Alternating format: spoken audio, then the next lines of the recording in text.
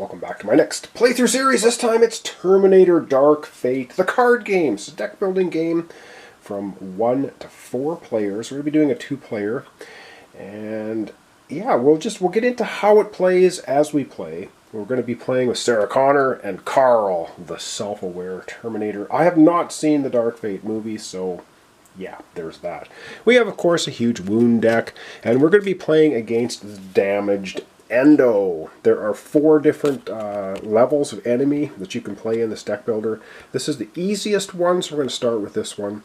And if the Rev 9 is staggered, you must flee during the hunt phase. This will make sense as we play the game. The 5 damage is the staggered value. If he has 5 or more damage on him, he's considered staggered. And if the Rev 9 takes 15 damage, it's destroyed. And you're like, wow, how's that going to happen? Well, we'll see as we play the game. So we have to do some setup here. Well, let's take a look at Sarah and Carl in a minute. I'm just going to flash this up. This basically tells you how the game is played. We have a play phase, we're going to play cards, a reserve phase, a hunt phase, and then during the hunt phase, we either flee or hunt. And we can only flee if the Rev 9's damaged. If he's not damaged, he's going to hunt. And we'll see how this happens as the game plays. And then we have a quick reference rules down here: defense, location, skill, and hostile. And so that's Terminator Dark Fate, the card game. Alright, let's take a look at Sarah, Carl. Then we're going to set up our reserve, and then we're going to have a couple of turns, and we'll see how the game plays. Alright, so take a look at Sarah. She's 1 step ahead, and it's basically munitions cost 1 less during your turns. There's munition cards, location cards, skill cards, action cards, damage cards, and they're all in this huge deck, which we'll give a little bit of a shuffle here in a second. And she starts with the Forewarned Protector cards. So everyone starts off with 5, what are they called? Let's take a quick look at the cards. 4 setback cards. These do nothing. We get, prep cards. You get 5 prep cards, and you get your special card. So there we go. So I will give this another shuffle. And we're going to be drawing 5 cards. Alright, that's Sarah Connor. Now let's take a look at Carl, the self-aware T-800 Death Machine. And here's Carl. Yes, of course, Schwarzenegger. Self-aware Terminator. You do not lose the game if you have too many wounds in your hand or discard pile. So, basically, how do you lose the game? Well, if at any one time you have 3 of these in your hand, you lose. But Carl doesn't. He can take a lot of beating without losing. And I should say, in a multiplayer game, if any one player is eliminated, everybody loses. So there's that. Alright, let's get the reserve set up. Let's get the Rev 9 Terminator unit set up, and then let's play a couple of turns and you'll see how it works. Alright, so what we do is we take this huge stack of cards, and I mean this is big, so I'll give this a little bit of a cut. I've shuffled it to the best of my ability, but there's, I don't know how many cards are in here. I don't even know, like probably upwards to 150, 200 cards. So this makes up the deck. Alright, shuffled enough, and then we take 5 cards. 1, 2, 3, 4, 5. This is going to make up what we call the reserve. So the first card we have Covert. It's a skill. You may play munition cards during another player's play phase. What skills are, if you do get a skill, when it comes up in your hand, you place it next to your character, and it's a recurring thing. It's an ability that your character is going to have for the rest of the game, and it costs 4 down here. This one costs 5. Finishing move. This card may be played in another player's play phase. If the Rev 9 is staggered and every card in the reserve is hostile, then you destroy it. This is an action leadership card, and the bullets are damage to the Terminator unit. Alright, oh wow, sawed-off shotgun. Now we see 4 damage here. Draw 2 cards, costing 3. This is awesome for blasting the Terminator. And we have a stash. It's resource costing 3, and it will give you 3 resources every time it comes up in your hand. And we'll see how this all works here in a second. And then we have Unstoppable. Remove 5 damage from the Rev 9. Okay, so this is a hostile card. So when the Rev 9 is hunting us, he will activate hostile cards. Well, how does the Rev 9 actually work? Well, during the hunt, you can see this little 4 value here.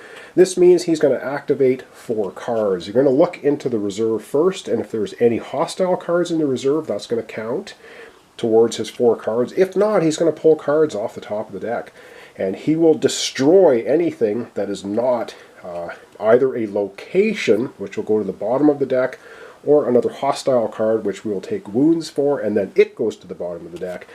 On and on and on until we can try and destroy this guy. Now, how do we set this guy up? Well, at the start of the game, now we take 5 cards off the top of the deck. 1, 2, 3, 4, 5.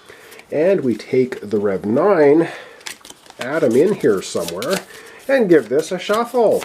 And so we're not quite sure when he's going to start showing up. All right. It'll all make sense as we play. Not super complicated. There's a few steps you gotta kind of keep aware of, read cards, and yes, you know how good I am at reading cards, so I'm going to try my best to not mess stuff up. So there, that goes on top of the deck. So basically, when you flee from the Rev 9, however much damage he has on him, you're going to take that many cards off the top of the deck, add the Rev 9 into it, shuffle it, put it back on the top. So he's always just keeps coming back, as Terminators just keep coming back. Okay, we're going to give Sarah's hand a shuffle, we're going to give Carl's hand a shuffle, and then they're going to be drawing 5 cards each for their starting hands. That's all very simple. So 1, 2, 3, 4, 5. So for Sarah, she's got a prep, setback, prep, and prep. So she's got basically 4 spending power and 1 card that does nothing. I should say on your turn as well, you can do absolutely nothing. You can take a rest action and destroy 1 card in your hand. Any card in your hand, including wounds. So there's that as well. So if you find yourself getting too many wounds, or you want to try and get rid of some of them setback cards or some other cards, you can do a rest action and just destroy 1 card, and that's basically the end of your turn. Carl's got 1, 2, 3, 4, 5. All right, 5 cards for Carl. And what does he have? He's got a prep. He's got his T800. Defense. Discard this card and draw 2 cards. What defense means is you will take no damage from a single attack. So that hostile card there, well, that doesn't do an actual damage, but you get the idea. You can discard this card and you'll draw 2 cards, but you'll also have defense, which is cool. So we have starter, setback, oh yes, and starter cards, setback, prep. So he basically has 2 purchase power, and this card looks like it's got some damage or something on it. Oh well, is what it is. It's not a perfect game. The card qualities, actually, they're kind of linen finish. They're actually not bad. I don't know why this one's got stuff on it, but it is what it is. All right, so that's his starting hand. Okay, what do? Well, we follow, of course, turn summary. Right here, play phase, reserve phase, hunt, and then end of turn. Rinse and repeat. We do Sarah, we do Carl, and we keep going. All right, so we're going to start with Sarah.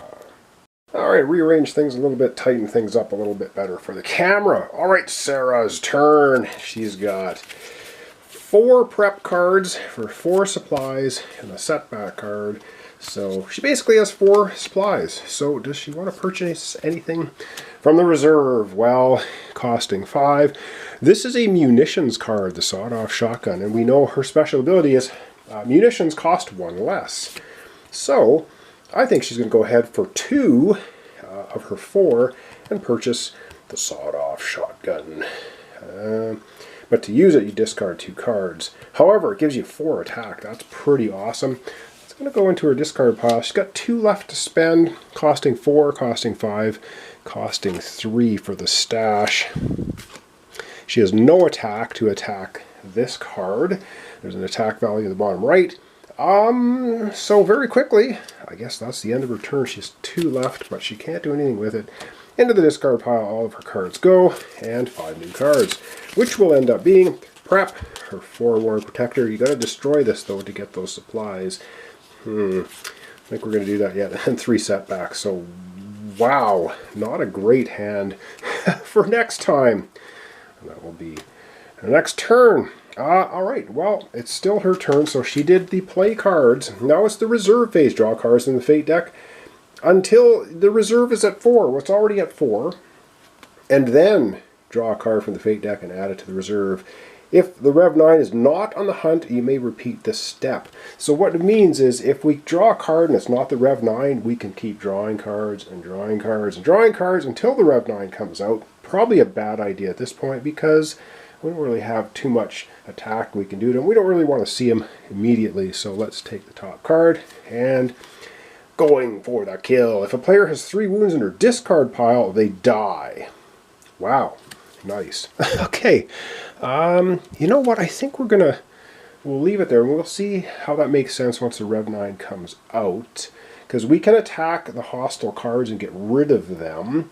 But this one adds 5 health to the Rev 9, and this one says if you have 3 in your discard pile, you're dead. And right early in the game like this, we're not going to. So I think, and you can, I should also mention, if the Rev 9's hunting, which he's not because he never came out, you can activate these cards in any order you like as well. So if they're out in the reserve. Alright, that's it. So her 5 new cards for next turn, of course, are not looking great. Alright, over we go now. Because we skip the hunt phase. Skip if the Rev 9 is not on the hunt. Well, he's not. Over we go to Carl, the self-aware T800. I have him take his turn. Alright, and Carl's hand, he had Setback, the T800, and 2 reserve. Oh, wow. I mean, he can do 3 attack. We can get rid of one of these cards. Do we want to do that? You know, we might as well do that. So he's going to play his T800 card. That's going to give him 3 attack. And we'll put, I guess we'll put 2 attack on there and 3. Do you have to put all your attack on? I don't think so. You can split it up and 1 attack on there. We might as well do that. It's not going to hurt anything. And he's got 2 supplies. Actually, you know, we're not going to do that. I'm rethinking this. I think the better option is for him to just take a rest action. Because with 2, he can't get anything. This is 4, 5, 3. He could get rid of one of the hostile cards. But you know what? I think he's going to take a rest action. He's been pretty tired. He's a little beaten up here. He's going to take a rest action and we're going to dump the Setback card. You can destroy 1 card in your hand or get rid of it. He's going to do that. Why would he not do that?